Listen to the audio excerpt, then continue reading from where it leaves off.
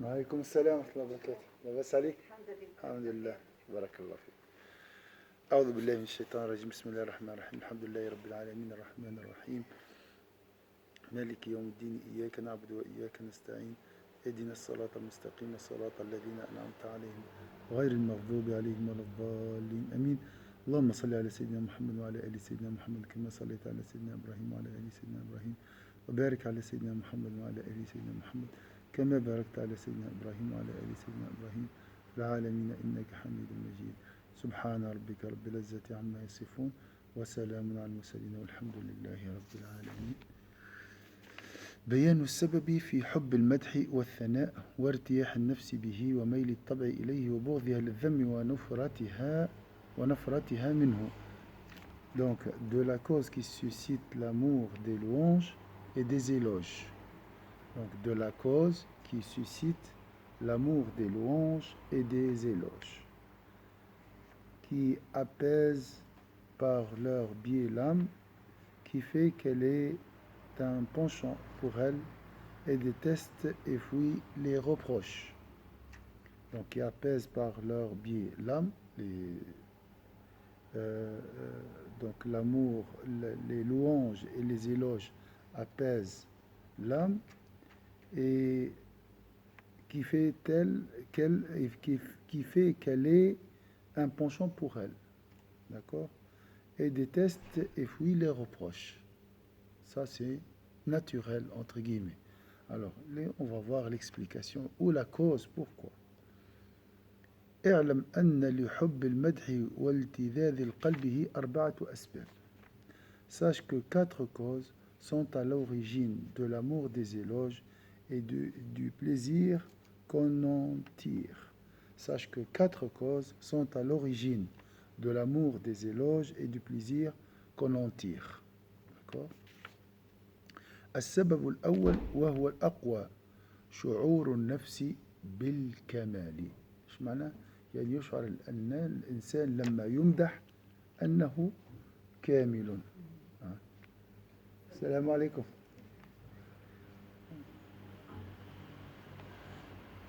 Voilà. La première cause est la plus forte.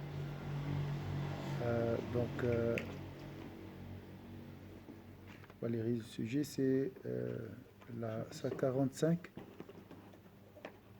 La cause qui suscite l'amour des louanges. Pourquoi nous aimons les louanges et les éloges? La première cause, c'est la plus forte. Elle consiste en le sentiment de perfection éprouvé par l'âme. Elle consiste en le sentiment de perfection éprouvé par l'âme. Est-ce que c'est clair? Lorsque je reçois des éloges ou bien des louanges, je me sens parfait. Ou bien je me considère parfait.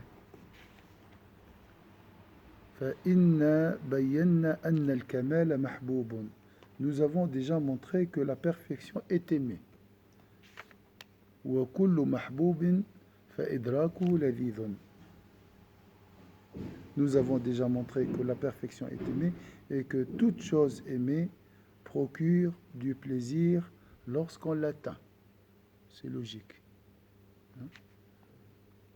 Nous avons déjà montré que la perfection est aimée et que toute chose aimée procure du plaisir lorsqu'on l'atteint.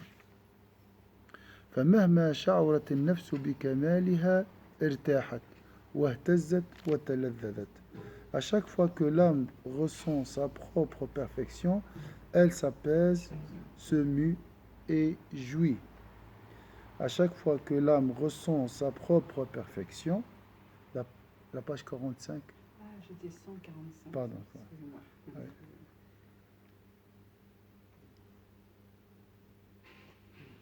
Voilà. Donc, à chaque fois que l'âme ressent sa propre perfection, elle s'apaise, se mue et jouit. Donc, je répète, la première cause, pourquoi nous aimons les louanges et les éloges, c'est la plus forte. Elle consiste en le sentiment de perfection éprouvé par l'âme. Nous avons déjà montré que la perfection est aimée Et toute chose aimée procure du plaisir lorsqu'on l'atteint. D'accord? À chaque fois que l'âme ressent sa propre perfection, elle s'apaise, se mue et jouit.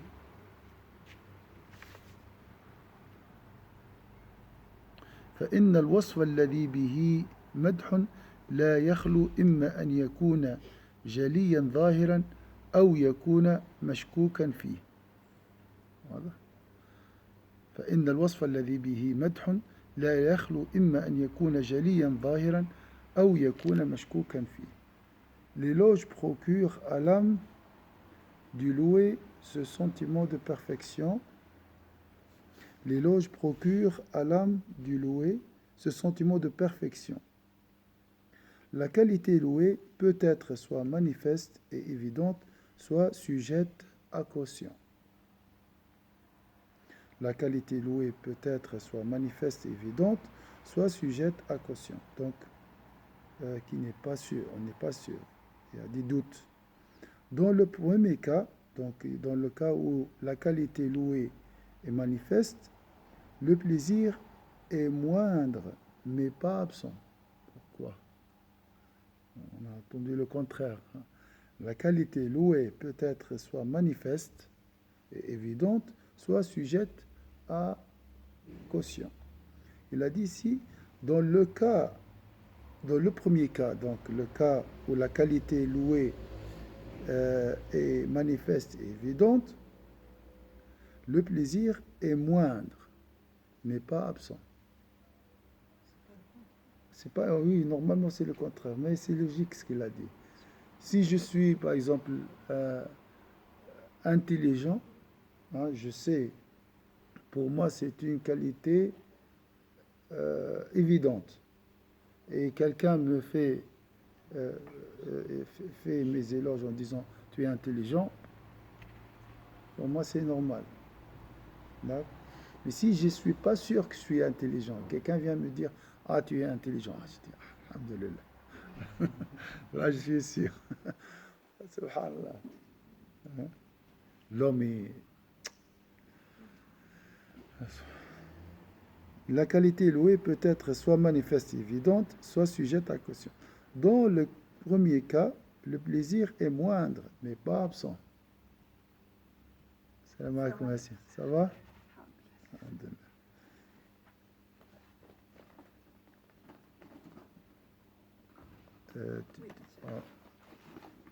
On a juste commencé 3 lignes ou 4 lignes, ça dépend des versions.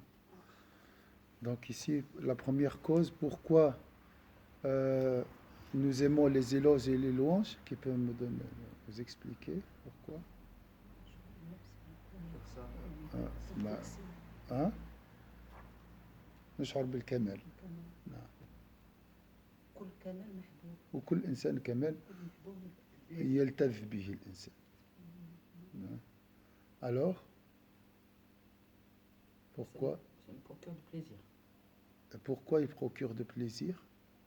Ça apaise l'âme. Et pourquoi? Donc il y a un plaisir. Mais avant le plaisir, il y a quoi? Le plaisir, la perfection de l'âme, voilà, c'est lié. Donc, il a dit ici, nous avons déjà montré que la perfection est aimée. Nous voulons être parfaits. Nous cherchons la perfection. Vous êtes venus ici. Hein?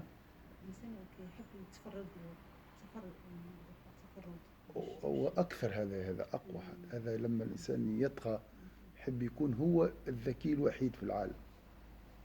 C'est encore ça plus. La perfection, nous avons déjà montré que la perfection est aimée. D'accord? J'aime la nourriture. D'accord? J'aime le pouvoir. Lorsque je mange, je sens du plaisir, un plaisir. Donc, toute chose aimée procure du plaisir lorsqu'on l'atteint. D'accord? Est-ce que c'est clair? On a une explication du plaisir ici. Tu peux trouver maintenant à l'extérieur un livre sur le plaisir. Ça veut dire quoi le plaisir? Mais comment atteindre le plaisir? Donc, toute chose aimée procure, lorsqu'elle est atteinte, procure du plaisir. Donc, c'est la souffrance, c'est quoi?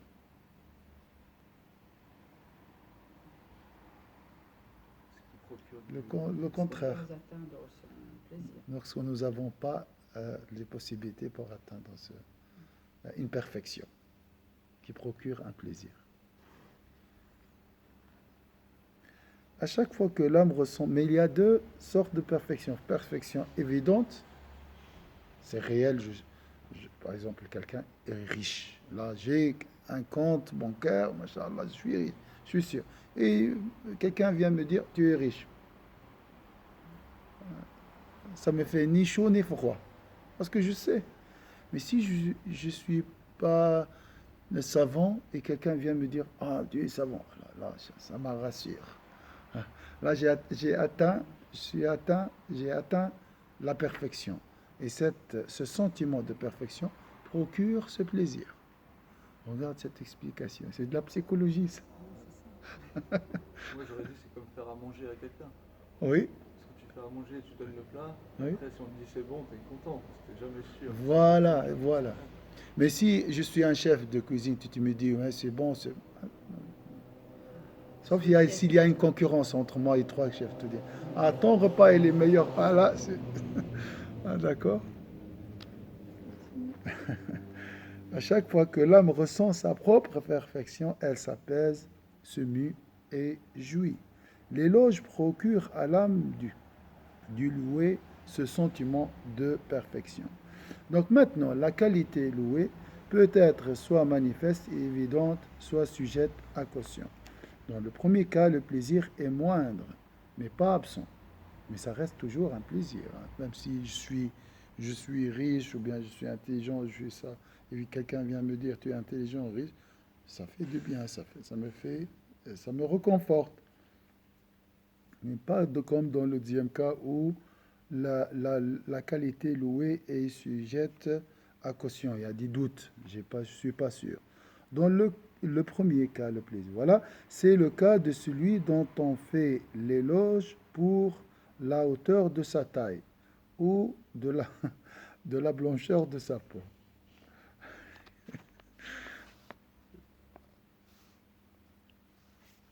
فإن كان جليا ظاهر محسوسا كانت اللذة به أقل ولكنه لا يخلو عن لذة كثنائي عليه بأنه طويل القامة أبيض اللون فإن هذا نوع كمال. Donc ça c'est aussi ça dépend des sociétés, les époques et tout.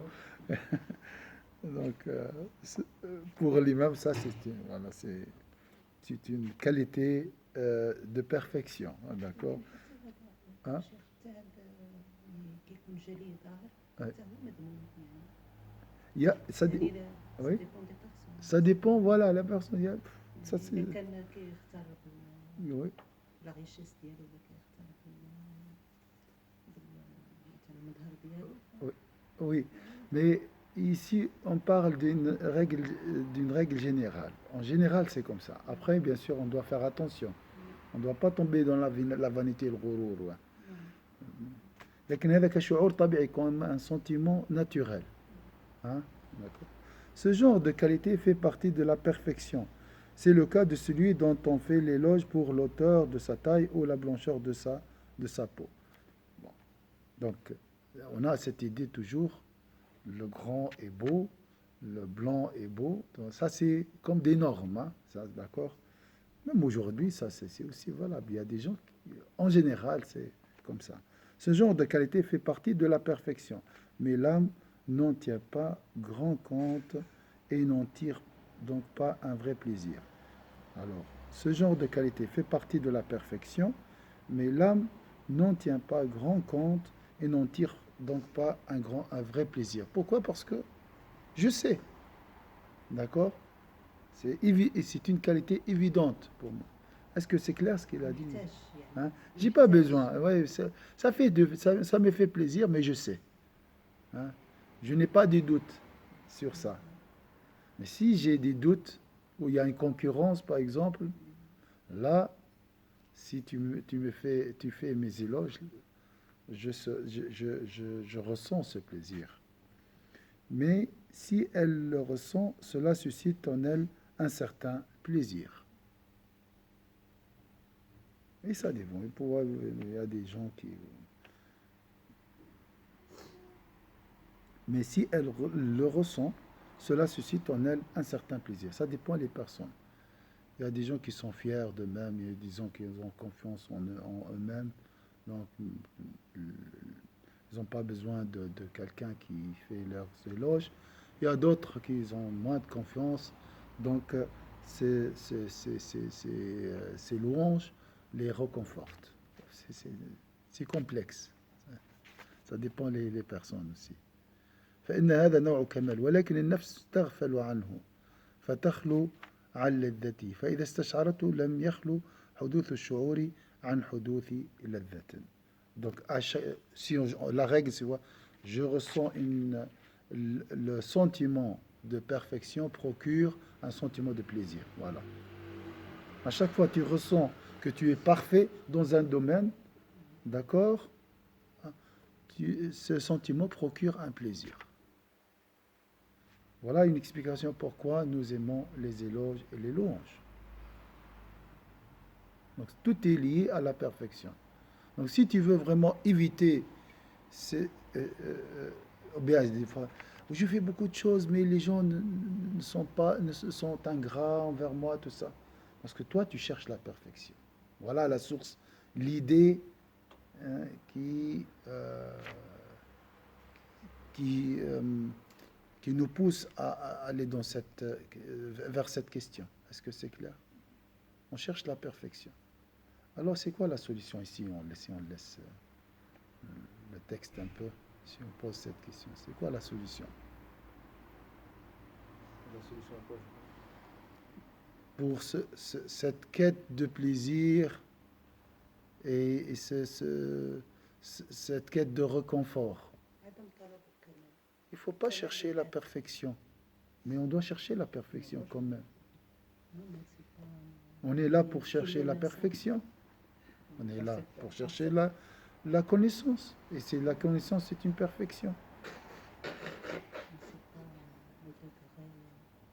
Mais si je le trouve, ce degré le plus haut, j'essaie de l'atteindre. C'est vrai ou pas? Hein?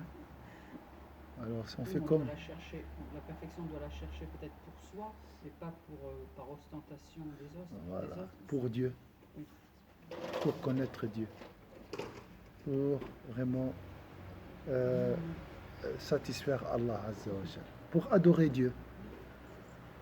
Il ne faut pas chercher la perfection pour les autres. Pour se montrer parfait devant les autres. Moi, j'aurais dû chercher la louange de Dieu. Voilà, chercher la satisfaction de Dieu, pas la satisfaction des gens. Il ne faut pas oublier ça. Maintenant, vous avez compris le mécanisme. Chacun cherche la perfection. Cette perfection procure un plaisir. D'accord? Alors, il faut chercher la perfection, mais pour satisfaire Dieu. Le problème ici, les louanges sont immédiats. Maintenant, quelqu'un peut me faire les louanges de Dieu, c'est dans la vie de l'au-delà. Donc toujours, nous avons ce problème entre ce qui est immédiat et ce qui est ultérieur. On veut tout ce qui est cash, nous. Voilà, c'est ça le problème. Il faut se connaître. Hein. On doit connaître nos défauts. Ou bien pas nos défauts. Le mécanisme de notre psychique, si je peux dire. C'est comme ça. Hein? L'homme veut tout ce qui est immédiat. Ouais, ça, c'est la nature de l'homme.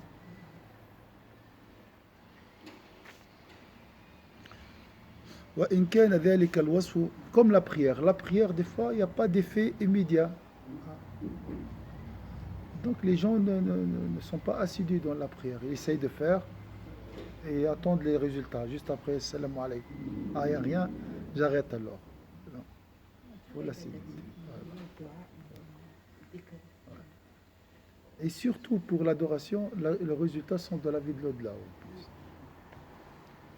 وإن كان ذلك الوصف مما يتطرق إليه الشك فاللذة فيه أعظم كالثناء عليه بكمال العلم أو كمال الورع أو بالحسن المطلق فإن الإنسان ربما يكون شاكا في كمال حسنه وفي كمال علمه وكمال ورعه. Comme il utilise ici des mots ويكون مشتاقا شوف إلى زوال هذا الشك بأن يصير مستيقنا لكونه عديم النظير في هذا الأمور إذ تطمئن نفسه إليه. سبحان الله. Mais si cette qualité fait partie de ce qui n'est pas évident, d'accord, le plaisir est multiplié, comme quand on est loué pour la perfection de sa science, de sa piété ou pour sa beauté de manière absolue. Il se peut que l'individu doute de la perfection de sa science, de sa piété et de sa bonté, et qu'il désire chasser cette incertitude, de sorte à se convaincre qu'il n'y a pas son pareil dans ce genre de choses et à tranquilliser son âme. D'accord? Là, le plaisir est multiplié, il a dit. Si j'ai des doutes, hein, donc les louanges vont me rassurer, vont chasser cette incertitude. Et là, le plaisir est aussi multiplié. D'accord? Donc il se peut que l'individu doute de la perfection de sa science, de sa piété et de sa bonté, et qu'il désire chasser cette incertitude, de sorte à se convaincre qu'il n'y a pas son pareil dans ce genre de choses et à tranquilliser son âme. Si un autre mentionne sa perfection, il se rassure, acquiert une majeure confiance en sa perfection et son plaisir est multiplié. On parle beaucoup de la confiance en soi. Oh, ça c'est une question. Et des gens ils viennent vers moi, j'ai pas confiance en moi. On parle toujours. Alors, pourquoi tu n'as pas confiance en toi? Parce que tu cherches la perfection et ça c'est normal. D'accord? Donc cette personne est ambitieuse. Ça c'est sûr. Hein? C'est bien d'avoir des ambitions. Mais attention aux dérives. C'est le diable qui utilisera ce sentiment naturel de chercher la perfection pour l'orienter vers les gens. Ah. Cherche la perfection qui suscite les éloges des gens. Est-ce que c'est clair? Donc si tu cherches la confiance en toi, sache que tu n'as pas pris le bon chemin.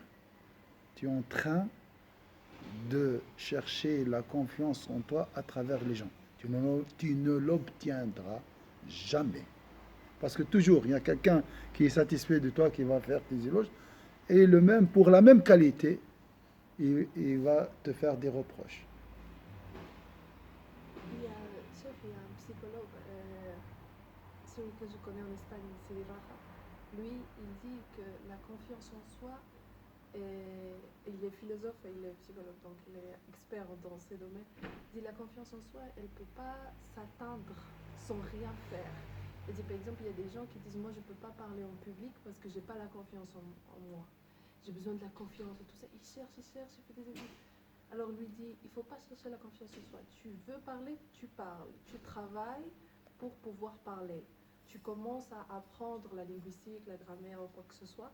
La rhétorique, il a dit, la confiance en soi, ça vient quand tu fais quelque chose. S'acquiert. Voilà, s'acquiert, voilà. Tu es bon à quelque chose parce que tu as passé du temps en ça. Tu n'as pas besoin n'attends pas que les autres te disent « Ah, tu parles très bien ». Oui. Non, il ne faut pas attendre ça parce que là, tu es en train de te détruire. Oui. Et tu ne veux pas parler en réalité. Tu veux juste que les autres ils te regardent. Voilà, c'est juste. C'est juste. Alors, tu parles pour Dieu. Voilà, tu fais les choses pour Dieu. Là, Allah, même si tu ne reçois pas la confiance en toi, c'est pas grave. Tu as fait ce que tu peux faire, c'est tout. Donc, mais c'est une autre philosophie, ça, liée à l'intention, la sincérité. Donc la sincérité, c'est la source de la confiance en soi, entre guillemets. Normalement, on doit s'effacer. On ne doit pas penser à soi-même lorsque nous adorons Dieu. Il n'y a que Dieu. Voilà, ça, c'est l'idéal. Hein, c'est l'idéal. Non, parce que Subhanallah, lui disait, quand tu cherches la confiance en toi, en réalité, tu cherches ton ego. Oui, Il dit, mais lui, il parle à tout le monde, il ne parle pas qu'aux musulmans. Après, quand Oui. il parle aux musulmans, il dit, il n'y a qu'Allah et tout ça. Mais quand il parle aux gens, il dit, quand tu dis, ah, je n'ai pas confiance en moi, donc je ne veux pas faire ça, je ne veux pas faire ça, il dit, en réalité, tu cherches quelqu'un qui dit, ah, t'es magnifique, ton ego, Oui. tout ça. et ça, c'est la philosophie prédominante aujourd'hui. Hein. On parle que de ça. Moi j'ai une question. Ouais. La peur de l'erreur, par exemple, Oui. c'est lié ou pas? Devant Dieu, oui, c'est bien. Il faut toujours lier à Dieu. Mais là aussi, c'est la confiance en soi. Non, ou pas? Quand on parle de Dieu, il n'y a plus la question de confiance. Tu as la confiance là. La Tu disais qu'il con- ne faut pas chercher la confiance, mais d'un côté, des fois, Ouais. on peut se bloquer par peur de faire mal. Je sais Hmm. pas comment dire. Mais par peur de qui? Par exemple, de Dieu. Je veux dire, il y en a qui ils vont avoir peur de faire faux devant les gens. Oui, C'est-à-dire, ça, c'est, nous, on doit faire par ça rapport à Dieu, procure une confiance mais on peut avoir totale peur ici. de Si faire tu as mal. peur de Dieu, ça c'est le summum de la confiance. Oui, mais je veux dire, si ça nous bloque aussi, c'est pas bien non plus.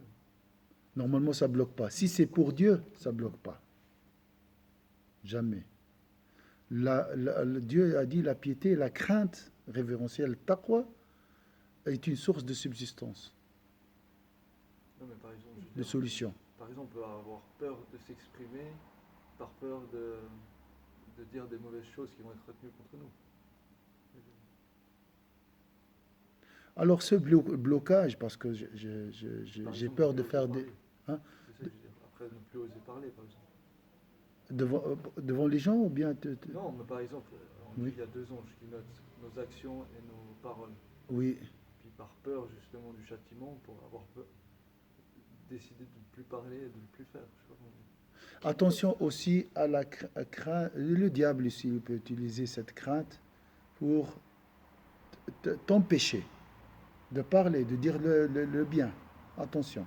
Il y a la peur et la peur excessive qui est blâmable. Moi, je pense que, pour dire à Sébastien, on peut parler de tout à Allah, on peut dire tout, il n'y a pas de... Il n'y a pas à avoir de blocage, même si c'est pas des inepties, mais des choses par méconnaissance, c'est ça que tu veux dire.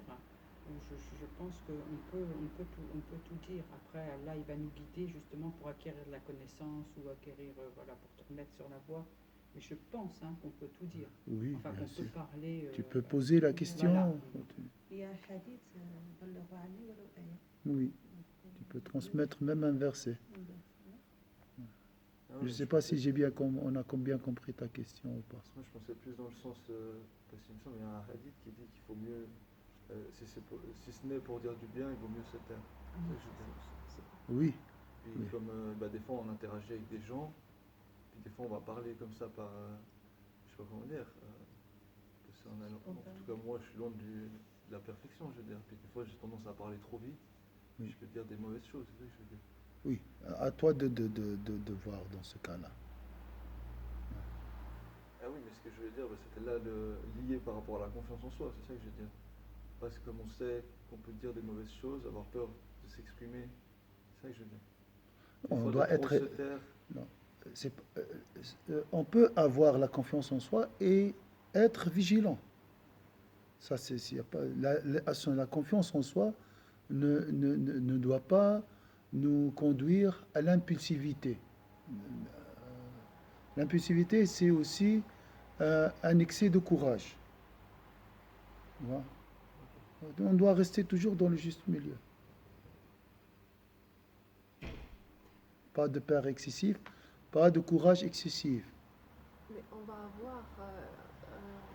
Les doutes, ils sont bien, alhamdoulilah. On va avoir des doutes de nous-mêmes parce que des fois on dit qu'est-ce que je fais? Je parle, je parle pas, je dis pas, j'explique pas. Donc dans ces cas-là, il faut demander à Allah. Dire Oui. je sais pas si ça c'est bien ou pas, ça ce que je pense, tu me dis. Voilà. Oui, oui, Et c'est tu juste. fais et Allah il pardonne, alhamdoulilah. Tu te guideras si tu as des doutes, comme l'a dit Valérie. Tu peux poser la question. Tu demandes l'aide de Dieu, tu fais dua. D'accord? Alors on vient ici, il se peut que l'individu doute de la perfection de sa science, de sa piété, de sa bonté, et qu'il désire chasser cette incertitude. Comme si j'ai besoin d'un certificat, de sorte à se convaincre qu'il n'a pas son pareil dans ce genre de choses et à tranquilliser son âme. Si un autre mentionne sa perfection, il se rassure, acquiert une majeure confiance en sa perfection et son plaisir est multiplié. Mais le lendemain, si cette personne reviendra te dire non, mais je rigole, tu n'es pas intelligente. D'accord? Le plaisir est donc atteint par cette cause lorsque les louanges proviennent d'une personne qui a réellement vu ou a été informée de la perfection des qualités d'un tel et qui ne parle qu'après s'être assuré de leur véracité. Alors, on va voir, je vais كالثناء على بالعلم أو الحسن فإن الإنسان ربما يكون شاكا قلنا ذلك كله فإذا ذكره غيره أورث ذلك طمأنينة وثقة باستشعار ذلك الكمال فتعظم لذته وإنما تعظم اللذة بهذه العلة مهما صدر الثناء. Ah, mais il faut attention. Cette attestation doit être délivrée par qui? Doit être délivrée par cette attestation qui chasse les incertitudes et me rassure, doit être délivrée par qui? C'est louange. Doit sortir de quelle bouche? De la bouche d'une personne expert, hein? Un connaisseur, hein? Véridique. Je dois m'assurer, il a dit ici, de sa véracité. Mais comme j'ai dit, s'il rigole, ça peut pas, ça, ou bien s'il est hypocrite, ou bien s'il est menteur. Dans ce cas-là, ces éloges ne peuvent pas chasser cette incertitude.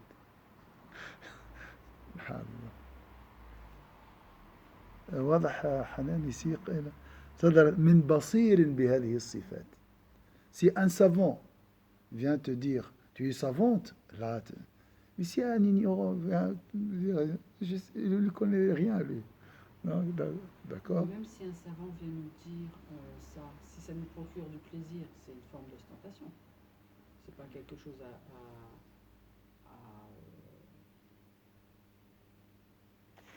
se glorifier. Alors, attends.